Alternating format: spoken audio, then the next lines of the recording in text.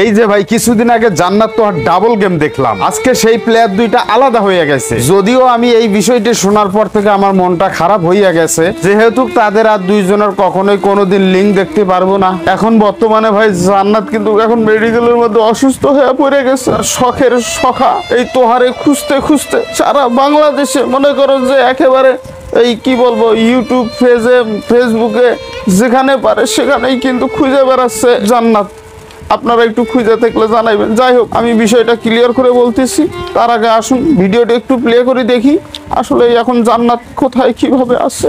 ও একটা মেয়ের লেগে আমার এরকম কষ্ট করে দিয়ে চলে গেল। লেগেছে ওই জানে যে আমি অসুস্থ, আনার লেগে কত চেষ্টা করতেছি, কই গেছে কোনো খোঁজ পাইতেছি না। যে মেয়ের লাগে কথা কই মেয়েরও ফোন দিয়ে ফোন ধরে না। একটাই দুর্বল পাই না, আমার কেউ নাই, আমি কোনো জায়গায় যাইতে পারুম না, এটাই আর হচ্ছে গিয়ে দুর্বল পাই। সবসময় দ্বিতীয় বিয়ের কথা কই কই মেয়েরে মাইনা নাও, মাইনা নিলে কি হইব, একসাথে কি থাকা যায় না, খালি এডি কয়। আমার মনে হয় ওই মেয়ের কাছেই গেছে। না আমার কথা ওই কেমনে পারলো, ওই কিছুদিন আগে আমার ডাক্তার দেখাইলো আমি অনেক অসুস্থ, তাও আমার সাথে এমন করলো। কার মনে কেন কও, যার সাথে সবসময় থাকছি, এত কষ্ট করে সংসারটা এত বড় করছি, হে আমারে ধোকা দিয়ে গেল। তোহা তুমি যে কোথাও থাকো না কেন, তুমি ফিরে আসো শুধুমাত্র জান্নাতের লাইগা। চারপাশে যেহেতু ছাড়াছাড়ি হইতাছে, এই জন্য জান্নাতের ভীষণ ভয় লাগতিছে। তোহা ভাই তুমি এভাবে জান্নাতের ছাইরা যাইও না। জান্নাতের ধন সম্পদ না দিলেও তোমাকে এবং তোমার ফ্যান ফলোয়ারদের খাইছে তার দেহের সকল ধরনের জ্বলন্ত প্রদীপ গুলো। তারপরেও কি তোমার মন ভরে নাই? দরকার পড়লে আবারও সে লিঙ্ক ভাইরাল করে দিত, তারপরেও তুমি ফিরে আসো ভাই, আমি রিকোয়েস্ট করতেছি। দেখেন ভাই, এদেরকে নিয়ে অতি শীঘ্রই একটা নাটক বানানোর দরকার। সেই নাটকের নাম দিতে হইব ভণ্ড ভালোবাসা। কারণ দেখেন ভাই, যারা অনলাইনে বউ দিয়ে ব্যবসা করতেছে তাদের সংসার কখনোই টিকবে না, যেমনটা আপনারা দেখতেছেন। দেখেন ভাই, জান্নাতের লগে কিন্তু আমার অনেক কষ্ট হইতেছে, যদিও তোহার মনে যদি কষ্ট নাও থাকতে পারে, কারণ তোহা তো এখন জান্নাতের তৃতীয় মানে ওই সেরিটা। এখন কোন সেরি সেটা এখনো সামনাসামনি আসে নাই, 2-1 দিনের মধ্যে দেখবেন যে আবার ওগুলো সামনে আসতেছে।